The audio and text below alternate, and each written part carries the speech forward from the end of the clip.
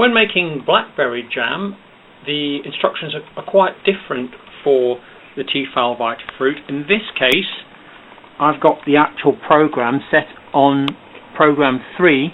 It's cooking for 15 minutes, and you don't actually have a pre-program heating up. This is basically it.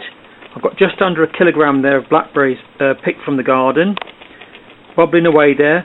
In there I've got about 750 grams of blackberries. I've gone for just under 600 grams of sugar and keeping the water tight at about 120 mils. And basically I will do the usual test, the setting test, after 15 minutes. I may need a few more minutes on Tefal VitaFruit. With the Tefal VitaFruit, you've got to make sure that you don't add too much sugar.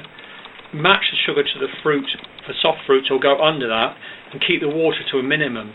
200 is a lot of water, 200 mils, even if you're using 1 kilogram, and I tend to use less.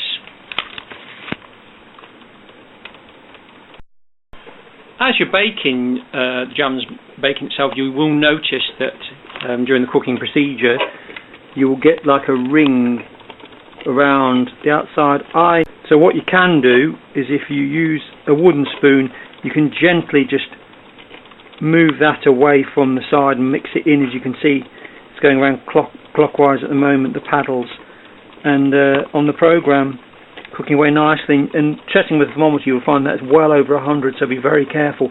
Although you can use a handle to pick these up afterwards to pour them into your jam jars once they've been washed and dried and ready. Once your 15 minutes is up, you test it. In this case I had to do another 3 minutes, and the jam here is well and truly on its way to setting, so I'm going to have to pour it straight into my Pyrex bowl, and then here we have the jam in the Pyrex there, and you can see I didn't break it up too much. Sometimes you do crush fruit, but I haven't in these cases, so you can actually see more of the actual blackberries. Now I'm getting the Pyrex jar and I'm ready for pouring into the jam jars. I'll start with the small one first. Here I go.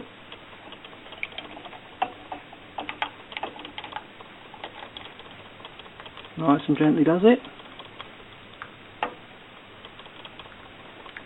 There we go.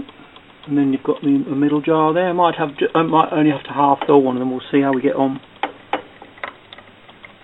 Might only be enough for 2. I'm not quite sure how much we'll get out of this. As I say, it was only about 700, well, nearly 700 grams of fruit. So it looks like with this I've got here, I should have, it's just the 2 jam jars out of this lot here, which is about 700 grams of blackberries there. And of course I can then have a look at the bowl there, might be able to get a couple more teaspoons out of that, and then I'll have to put my 2 layers of cling film on top of these, and they should be ready for cooling and setting. No trouble at all. Good luck. Here's some blackberry jam that I made, the first batch I made.